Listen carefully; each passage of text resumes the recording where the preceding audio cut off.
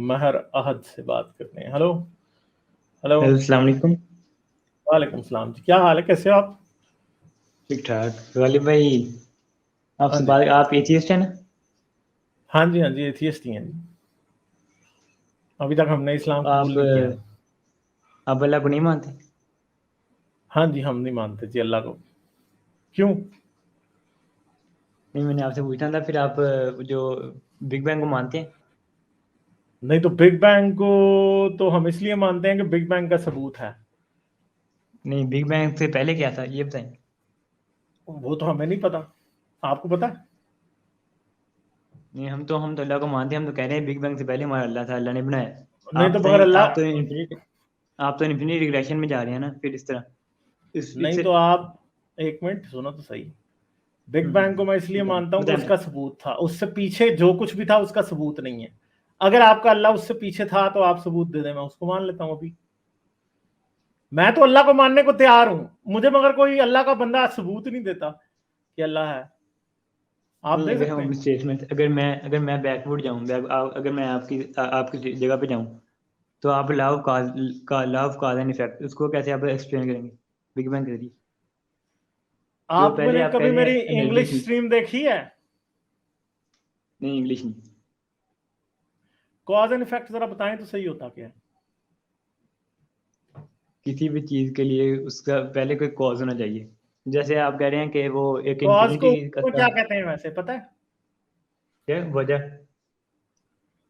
Cause की जो traditional terminology है ना, उसे उर्दू में कहते हैं इल्लत। और इफेक्ट को क्या कहते हैं? इफेक्ट उसका असर, जो उसकी वजह होती है, उसका जो असर होता है बाद में। उसे मालूल कहते हैं। चलो, जो भी हो, जो और इसे एनर्जी कहते थी, हैं एनर्जी कानून कहाँ से आई? इल्लत और मालूल, ये कहा जाता है इसको, ठीक है। आप लैटिन में ले जाएं, ग्रीक में ले जाएं, फारसी में ले जाएं, अच्छा अरबी में ले चले जाएं, ठीक है, वो जिसमें भी तो लेके चले, जाएं लेके आप जाएं, आप लेकिन सीखना नहीं चाहते ना। मैंने आपको नहीं उर्दू में नहीं, बता दिया तो। मैं आपसे वो उसकी एनर्जी का कारण पूछ रहा हूँ। आप जिसमें मर्जी जबान में बता दें। जो पहले एनर्जी आई थी, जो आप कह रहे हैं तो कि एनर्जी थी। कॉज एंड इफेक्ट का रूल कहां से आया, मुझे ये तो बताएं। ये ये साइंटिस्ट ने बनाया है। तो ये फिजिकल लॉ है या ये कोई कोई और स्पिरिचुअल लॉ है, कॉज एंड इफेक्ट? नहीं, फिजिकल है। कहां से पता लगा था फिजिकल लॉ है ये? नहीं, ये आप कोई काम होता है, उसके पीछे कोई ना कोई काज होता है। होता ही नहीं होता। आप बता दें। आप नहीं मानते कि काज नहीं होता पीछे? नहीं, मैं तो मानता हूं, मगर मैं आपको ये भी बताऊंगा ना कि आप इसे अल्लाह पे क्यों नहीं अप्लाई कर सकते। नहीं नहीं, वो ये हम तो जान छुड़ा के चले जाते हैं, लेकिन आप फंस जाते हैं। आप इन्फिनिटी रिग्रेशन में चले जाते हैं। मैं नहीं फंसता, आप मैं पीछे पीछे। इन्फिनिट रिग्रेशन का सवाल ही पैदा नहीं होता, अभी बताऊंगा आपको कैसे। कॉज एंड इफेक्ट जो है ना, वो यूनिवर्स की इमरजेंट प्रॉपर्टी है। पता है इमरजेंट प्रॉपर्टी किसको कहते हैं? जो यूनिवर्स के बाद में स्टार्टिंग शायद वही थी ना, जो यूनिवर्स के साथ साथ यूनिवर्स स्टार्ट हुई। की कॉज एंड इफेक्ट, यूनिवर्स की इमरजेंट प्रॉपर्टी है। कॉज क्या होती है? कोई वजह इसकी वजह कॉज एंड से इफेक्ट का जो रूल है ना, कॉज एंड इफेक्ट का जो रूल है, जी जी। वो कहां से आया है? वो सबसे पहले ग्रीक फिलोसफर्स जो थे ना पुराने, उन्होंने ये दिया था, ठीक है। ठीक और कॉज एंड इफेक्ट का जो रूल है ना, वो इस यूनिवर्स में अप्लाई होता है। हमारे पास कोई रीजन नहीं है ये बिलीव करने की कि यूनिवर्स से बाहर ये अप्लाई होता है। हमारे पास कोई रीजन नहीं है ये बिलीव करने की कि यूनिवर्स से ठीक। बाहर ये अप्लाई होता है। दूसरी बात है कि हमारे पास कोई रीजन नहीं है ये बिलीव करने की कि यूनिवर्स के बाहर कुछ है भी है। जब तक सबूत नहीं मिलेगा तब तक हम इसको मानेंगे नहीं, ठीक है। अब अगली बात आई थी कि कॉज एंड इफेक्ट यूनिवर्स में कैसे आता है। तो यूनिवर्स में एक रीजन होता है स्पेस का, वो प्लांक स्पेस जितना छोटा भी हो सकता है, वो गैलेक्सीज और ऑब्जर्वेबल यूनिवर्स जितना बड़ा भी हो सकता है, ठीक है। उस रीजन के अंदर कुछ एनर्जी होती है, वो एनर्जी उस रीजन से परमिएट करके दूसरे रीजन में जाती है। तो जब ये एनर्जी एक रीजन से, एक एटम से निकल के दूसरे एटम में जाती है, या एक एटम से फोटोन की शक्ल में निकलती है, तो क्या होता है? बेसिकली कॉजेलिटी क्या है यूनिवर्स में? कॉजेलिटी है ट्रांसफर ऑफ एनर्जी। कॉज है वो रीजन ऑफ स्पेस जिससे एनर्जी निकलती है, और इफेक्ट है वो रीजन ऑफ स्पेस जिसमें एनर्जी जाती है और उसको चेंज करती है। कॉजेलिटी का एक बेसिक प्रिंसिपल ये है कि कॉज जो है वो जब इफेक्ट के ऊपर अप्लाई होती है तो कॉज खुद भी चेंज हो जाती है, ठीक है। तो जो ट्रांसफर ऑफ एनर्जी होता है वो क्या करता है, जब एक रीजन से एनर्जी निकलती है तो वो खुद भी चेंज होता है, और जिस रीजन में जाती है तो वो भी चेंज होता है, ठीक है। तो कॉजेलिटी क्या है असल में, causality basically transfer of energy है यूनिवर्स में। अच्छा, फिर अगली बात सुने, आज से अरबों साल बाद, 5 अरब साल बाद सूरज मर जाएगा, 5-6 अरब साल वो बाद। तो कुरान में भी है ना कि सूरज खत्म हो जाएगा, अच्छा वो ठहर जाओ पेंटाक्स ना, की तरफ जा रहा है, अपने एक मुकाम की एक तरफ मिनट जा एक रहा मिनट, है, खत्म हो जाना है। चंदा मेरे अभी कुरान पे ना जाना, वरना कुरान की मैं बहुत ऐसी तैसी करूंगा, मगर पहले मैं एक मसला खत्म करूंगा। नहीं, पहले साइंस पे आ जाते हैं, पहले आपकी बात, हाँ, पहले आपको कर लेते हैं, फिर अभी आपको फिर पहले मैं कॉजेलिटी समझा लूं कि कॉजेलिटी क्यों, आप ये नहीं कह सकते कि यूनिवर्स कॉजेलिटी की वजह से पैदा हुआ। अगली बात यह है कि आज से 5 अरब साल बाद सूरज मर जाएगा, आज से 10 खरब साल बाद यूनिवर्स में तकरीबन सारे सितारे मर गए होंगे जो सूरज जैसे हैं, ब्राउन ड्वार्फ, रेड ड्वार्फ रह जाएंगे, अगले सैकड़ों खरब सालों में वो भी मर जाएंगे सारे। फिर आज से तकरीबन कोई सैकड़ों गूगल साल बाद, एक गूगल साल वो होता है कि उस एक गूगल के पीछे 100 जीरो होते हैं, तो सैकड़ों गूगल सालों बाद यूनिवर्स में आखिरी जो ब्लैक होल होंगे ना वो भी मर जाएंगे, और यूनिवर्स में कोई भी 2 पॉइंट्स ऐसे नहीं होंगे कि जो कि सिमिलर टेम्परेचर और एनर्जी स्टेट पे ना हो, वो सारे के सारे सिमिलर एनर्जी स्टेट पे आ जाएंगे सब के सब। अब ये पॉसिबल ही नहीं रहेगा कि यूनिवर्स में एक रीजन एनर्जी को एमिट कर सके और दूसरा उसे रिसीव कर सके, क्योंकि हर रीजन ही बराबर एनर्जी स्टेट पे आ जाएगा। जब सारा यूनिवर्स बराबर एनर्जी स्टेट पे आ जाएगा तो कॉजेलिटी क्या हो जाएगी, कॉजेलिटी की डेथ हो जाएगी, कॉज एंड इफेक्ट का प्रिंसिपल खत्म हो जाएगा, ठीक है। तो अब कॉजेलिटी की डेथ हमें एक बात बताती है कि अगर यूनिवर्स की कंडीशन जब बदलेगी तो कॉजेलिटी मर जाएगी, तो इसका मतलब है कि यूनिवर्स के अंदर ही कॉजेलिटी पैदा होगी, ठीक है। कॉजेलिटी जो है ना, कॉज एंड इफेक्ट का प्रिंसिपल, वो यूनिवर्स के अंदर पैदा हुआ। ग्रीक फिलोसफर्स ने ऐसा नहीं था कि कॉजेलिटी का प्रिंसिपल जो है वो किसी लॉजिकल फ्रेमवर्क में अलग से एग्जिस्ट करता है, नहीं, फिर उन्होंने आप बता रहे यूनिवर्स ना की, बिग बैंग। एक मिनट चुप करो अभी नहीं बोलना, ठीक है, यूनिवर्स की बताएंगे। एक प्रॉपर्टी इंपेरिकली एक प्रॉपर्टी को एनालाइज करके उन्होंने अपनी लॉजिक में उसे ट्रांसलेट किया था सिर्फ, ठीक है। यानी एक चीज है कि एक पत्थर की आपने तस्वीर बनाई थी, पत्थर क्या है, एक रियलिटी है, कागज पे बनी हुई उसकी एक तस्वीर क्या है, एक एब्स्ट्रैक्शन है, आपने सिर्फ एक पत्थर की तस्वीर बनाई थी। कॉजेलिटी यूनिवर्स का प्रिंसिपल है, आपने उसे यहां अप्लाई किया था अपनी लॉजिक में, ठीक है। और अब आप ये कहते हो कि हाँ जी यूनिवर्स बिग बैंग हुआ, तो यूनिवर्स की कॉज क्या है, यूनिवर्स की कॉज कहना जो है ना वो असल में इलॉजिकल बात है। क्यों, क्योंकि कॉजेलिटी यूनिवर्स में पैदा हुई है, यूनिवर्स कॉजेलिटी से पैदा होना जो है वो किसी भी तौर पे साबित नहीं होता, यानी कॉज एंड इफेक्ट यूनिवर्स में पैदा हुआ है। इसलिए अगर आप ये समझें कि बिग बैंग से पहले कॉज एंड इफेक्ट था, अगर हम मान लें कि बिग बैंग यूनिवर्स का स्टार्ट था, क्योंकि ऐसा भी हो सकता है कि बिग बैंग यूनिवर्स में एक ऐसा इवेंट था जिससे पीछे जितना भी एविडेंस है वो डिस्ट्रॉय हो गया, आप इसलिए उस एविडेंस को फाइंड नहीं कर सकते, इसलिए आप समझ रहे हैं कि यूनिवर्स का बिगिनिंग बिग बैंग में हुआ था। तो कॉज एंड इफेक्ट की डेथ अगर आप समझते हैं कि कॉज एंड इफेक्ट के जरिए हमें इन्फिनिट रिग्रेस तक जाएंगे, तो कॉज एंड इफेक्ट इस यूनिवर्स से पीछे नहीं जा सकता, ये बात तो हो गई साबित। दूसरी बात है कि यूनिवर्स, अगर आप ये समझ भी लें कि यूनिवर्स की वजह कुछ हो सकती है, और हम ये समझेंगे यूनिवर्स से, क्योंकि cause and effect basically physical अगर कॉज एंड रियलिटी, इफेक्ट से बाहर निकलें, अगर बाहर फिर निकलें तो जो कॉज एनर्जी एंड आप कह रहे हैं कि इफेक्ट, एक मिनट पहले यार, एनर्जी थी। कट नहीं करो भाई, कट नहीं करो। कॉज एंड इफेक्ट इस यूनिवर्स की एक प्रॉपर्टी है, ठीक है।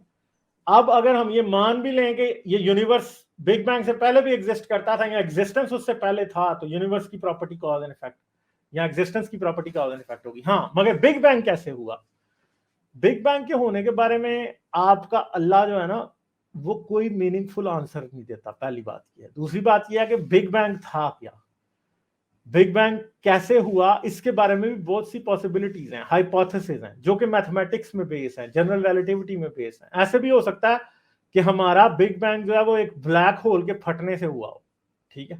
ऐसा भी हो सकता है कि हमारा बिग बैंग एक ब्लैक होल के बनने से हुआ हो, हम ब्लैक होल के अंदर रहते हैं, ठीक है। ऐसा भी हो सकता है कि कोई मल्टीवर्स हो और उसके अंदर बनने वाले एक यूनिवर्स हमारा यूनिवर्स हो।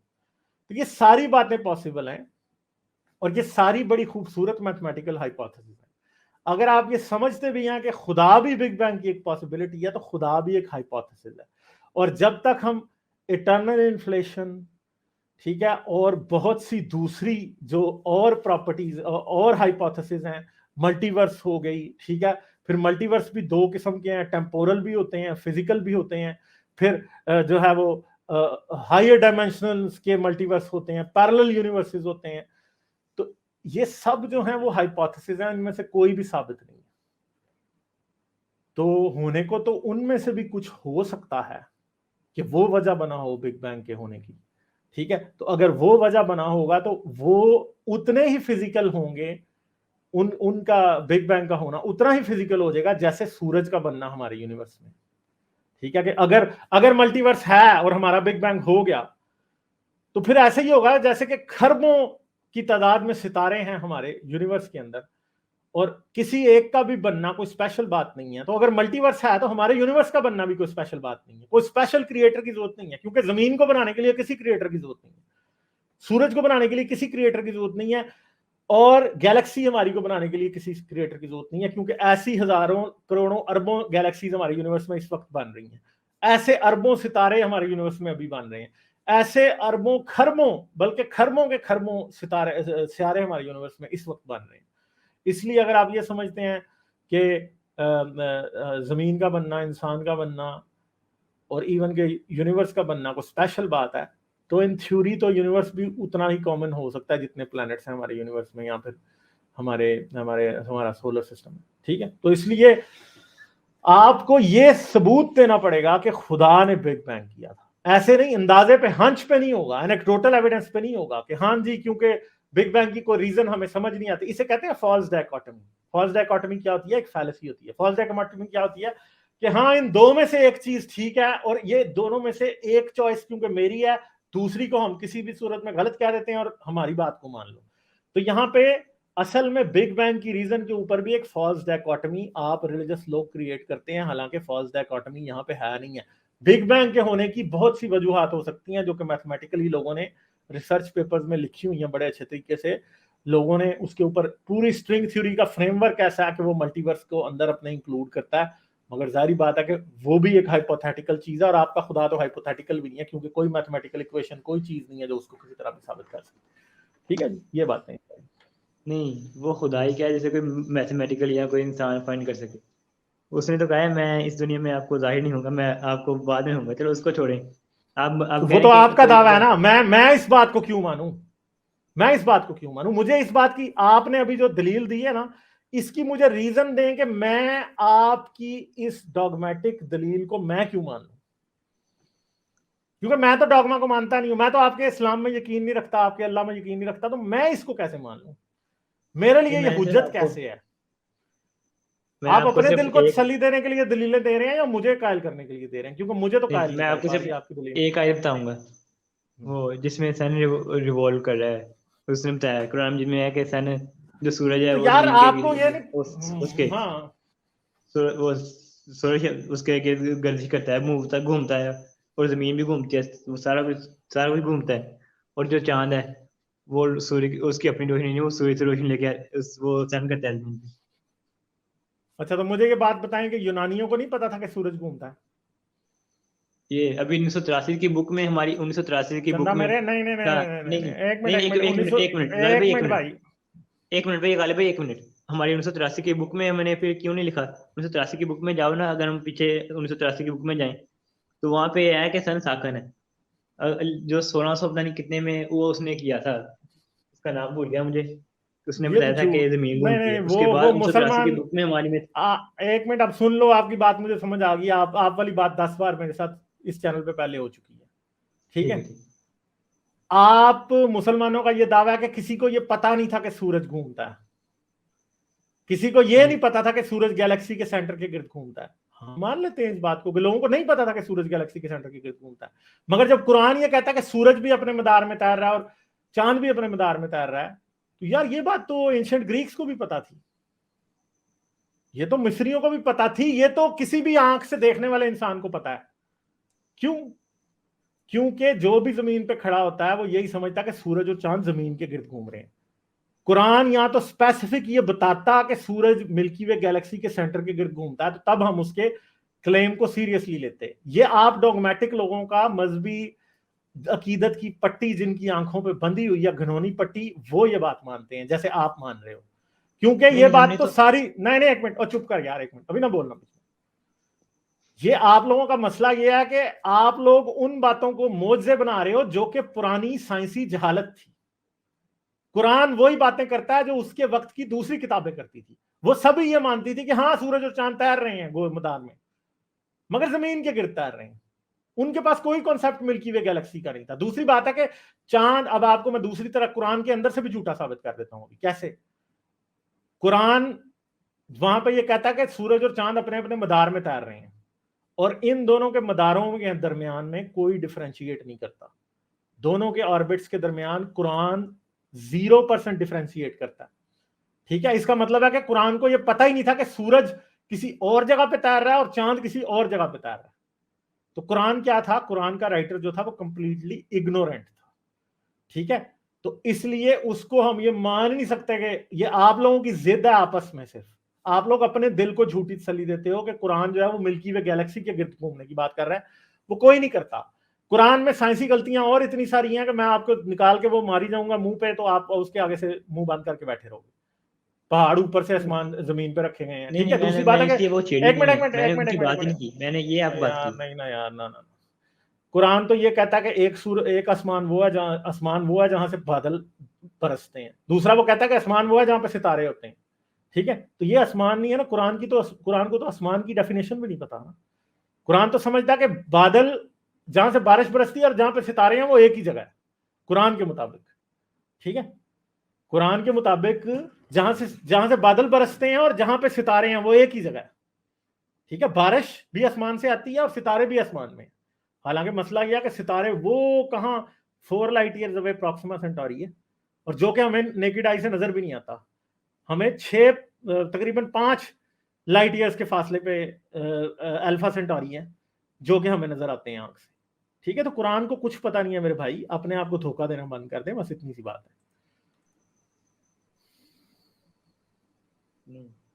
आप कह रहे हैं कि कुरान को नहीं, जो मैंने आपने दूसरी बात एक्सप्लेन की। मैंने कहा था चांद की सुबह सूरज, जो चांद सूरज से रोशनी लेके जमीन पे सन करता है। सर्च कर लें, सर्च कर लें, ठीक है।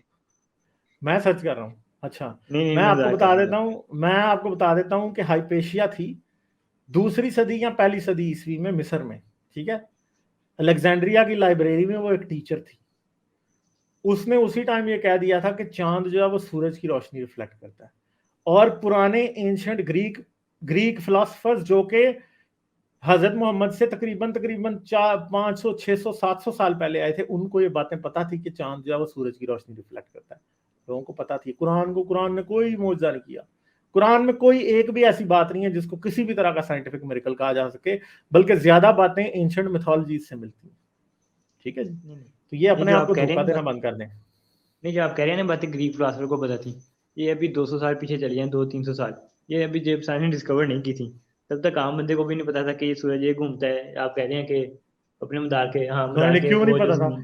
हाइपेशिया मेरे भाई गूगल करना ना, मुझे कह रहे थे सर्च करना, अभी हाइपेशिया गूगल करो और जरा पूछो। हाइपेशिया ने हजरत मोहम्मद के आने से 400 साल पहले ये बात बता दी थी कि जमीन सूरज के गिर्द घूमती है।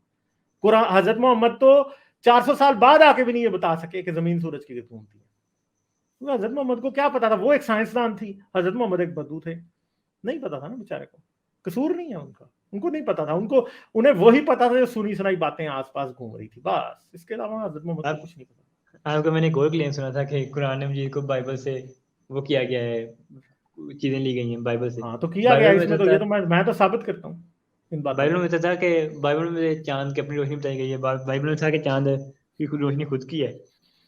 नहीं, वो ऐसे ही आप लोगों की बातें करते हैं। बाइबल कोई चांद की रोशनी के बारे में कोई बातें नहीं करती। ठीक है, बाइबल में भी उतनी साइंसी गलतियां हैं जितनी आप में है। कुछ बातें उसकी भी तुक्के लग जाते हैं, ठीक है, उसके भी लग जाते हैं तुक्के, बाइबल के भी, जैसे कुरान के लगते हैं, वैसे भगवत गीता के भी लग जाएंगे, वेदों के भी लग जाते हैं। एक किताब जिसके अंदर 1,00,000 10,00,000 लफ्ज हैं, उसका कोई ना कोई तो तुक्का लग ही जाता है ना यार मेरे भाई। एक तुक्का सबका लगा हुआ है, एक तुक्का सबका लगा हुआ है कि अल्लाह एक है। अच्छा ठीक है, तुक्का ही है ना, इसीलिए तो आप तुक्का कह रहे हैं इसको, आपने खुद ही तुक्का मान लिया इस बात। नहीं आप देखें ना कि ये देखें, इतने 100 साल बाद 150 साल बाद कोई बंदा आता है, एक बंदा आता है और बताता है कि अल्लाह एक है, उसकी बात करो। आप सारों को गलत मानते हैं, आप कह रहे हैं कि वो उनकी सोच ख्यालों पे मदद बना हुआ है सारा। नहीं, वो पता है आपको, जैसे मस्जिदों में मौलवी साहब के पास एक फैशन होता है ना कि वो अपने स्टूडेंट्स की तशरीफ के पीछे पड़ जाते हैं, और ये नस्ल दर नस्ल चलता आ रहा है पीछे से 1400 साल से। ऐसे ये भी नस्ल दर नस्ल चलता आ रहा था कि मजहब जो है ना वो और अल्लाह को मानना, ये भी उसी तरह नस्ल दर नस्ल चलता आ रहा था। ठीक है, समझ गए बात? ये आदतें हैं, बुरी आदतें। नहीं एक ये इनको साइंस में भी छुड़ाने के डिस्कवर लिए किया है, हमारे जीन में भी है कुछ। अल्लाह ताला ने फरमाया हमारे कि जीन में तुम्हारी कुछ नहीं, फितरत में है, हमारे हमारे जीन जीन में में कुछ है नहीं, कि हमसे हायर पावर को मानना, ये हमारे जीन में है। नहीं साइंस कोई हमारे डिस्कवर जीन हुई। में नहीं है। बल्कि आज की जो न्यूरो साइंस है ना वो ये साबित करती है कि खुदा में मानना जो है वो कोई इंसानी दिमाग के लिए भी जरूरी नहीं है। कैसे पता है इस बात का? एक्सप्लेन कर दिया। एक तजर्बा वो होता है जिसे कहते हैं एक कॉर्पस कोलासम, एक जगह होती है दरमियान में जो कि दिमाग के दो हिस्सों को आपस में जोड़ती है। तीनों यहां से अलग करना है, इसके ऊपर मैंने मोनोलॉग भी बनाना है। कॉर्पस कोलासम एक दरमियान में एक हाईवे होती है जो कि लेफ्ट ब्रेन को राइट ब्रेन से जोड़ती है, ठीक है जी। और वो बड़ी इंपॉर्टेंट चीज होती है क्योंकि वो ब्रेन के दोनों हिस्सों के दरमियान में कम्युनिकेशन कराती है। कुछ मरीजों को जब मिर्गी पड़ती है ना तो उस मिर्गी का इलाज ये होता है कि कॉर्पस कोलाजम को काट दिया जाए दरमियान में से। जब आप कॉर्पस कोलाजम को काटते हैं ना दरमियान में से, तो एक ही दिमाग दो डिफरेंट दिमाग बन जाते हैं, और एक खोपड़ी के अंदर दो डिफरेंट शख्स रहते हैं उस टाइम। तो इंसान का एक ब्रेन का रीजन है जो कि एक साइड है और दूसरी साइड है, दो साइड्स। तो जब कॉर्पस कोलाजम कट जाता है ना तो मरीजों में एक अजीब सी सिचुएशन पैदा हो जाती है कि उन मरीजों से जब ये पूछा जाता है ना, अब जो लेफ्ट ब्रेन है ना वो देख सकता है, वो बात नहीं कर सकता क्योंकि बोलने का सिस्टम सारा राइट साइड पे होता है, ठीक है। जब ये काट देते हैं दरमियान में से, तो लेफ्ट ब्रेन से जब पूछा जाता है कि तू खुदा को मानता है, तो उसको ना दो निशानियां दे दी जाती हैं, ऊपर लिख दिया था यस, नीचे लिख दिया था नो। तो जब उससे पूछा जाता है तो खुदा को मानता है, तो वो कहता है नो, मैं नहीं मानता। और जब आंखों को बंद करने के बाद लेफ्ट ब्रेन से जब ये पूछा जाता है राइट ब्रेन से कि तू खुदा को मानता है, बोल के पूछा जाता है, उससे लिख के राइट ब्रेन से लिख के पूछा जाता है, लेफ्ट ब्रेन से लिख के पूछा जाता है, और राइट ब्रेन से बोल के पूछा जाता है। कान बंद कर दिए जाते हैं और दिखाया जाता है उसको सिर्फ, तो खुदा को मानता है। तो वो जो है वो क्या करता है, वो कहता है नहीं मैं नहीं मानता। मगर जब राइट ब्रेन को दिखाया जाता है तो खुदा को मानता है, वो कहता है हाँ मैं मानता हूँ। अब बताएं इस ऐसे बंदे को जन्नत में डालेंगे कि जन्नत में? क्योंकि वो आधा उल्लू का पट्टा एथियस्ट है, आधा जो है वो बिलीवर है, ठीक है जी। नहीं उसका तो दिमाग ही कट गया उसका, शायद वो हाँ सही जी, इंसान है, उसकी यही उसकी तो मैं आपको कॉन्शियस बता रहा हूँ ना नहीं कि ये नहीं कॉन्शियसनेस से, मैं आपको ये नहीं कह रहा, उसकी शायद एक मिनट यार कॉन्शियसनेस मेरी वो बात बिल्कुल सुनो खत्म ना, हो गई हो। उसकी कोई कॉन्शियसनेस खत्म नहीं होती क्योंकि वो इंसान बिल्कुल नॉर्मल जिंदगी गुजारते हैं, बिल्कुल नॉर्मल, किसी को पता भी नहीं लगता कि इसके साथ की सर्जरी हुई। मैंने इस पर एक मोनोलॉग भी बनाना है। चले ठीक है, बहुत शुक्रिया आपका, फिर आ जाइए। एक मिनट आप, एक मिनट बस, आप एवोल्यूशन पे, आपको एवोल्यूशन के स्टार्ट पे अगर आप हम लेके जाएं यार आपको। एवोल्यूशन पे मेरे साथ अगली बार आके बात कर लेना, अभी नहीं नहीं मैं नहीं करूँगा। सिर्फ स्टार्ट पे। चंदा मेरे, एवोल्यूशन एक बहुत लंबा टॉपिक है, अभी मैं उस पर बात नहीं करूंगा, नेक्स्ट टाइम आ जाना सैटरडे को, फिर बात कर लेंगे। थैंक यू भाई, थैंक यू। ओके सारी लंबी लंबी डिस्कशन इस टाइम थोड़ी करनी है, आधा घंटा एक दे दिया, फिर मैं आधा घंटा और शुरू हो जाऊँ, और भी लोग बैठे होते हैं भाई। लाइक शेयर और सब्सक्राइब करना मत भूलें। इसके साथ साथ आप मेरे चैनल को पेट्रियन पर सपोर्ट कर सकते हैं। पेट्रियन का लिंक वीडियो की डिस्क्रिप्शन में है।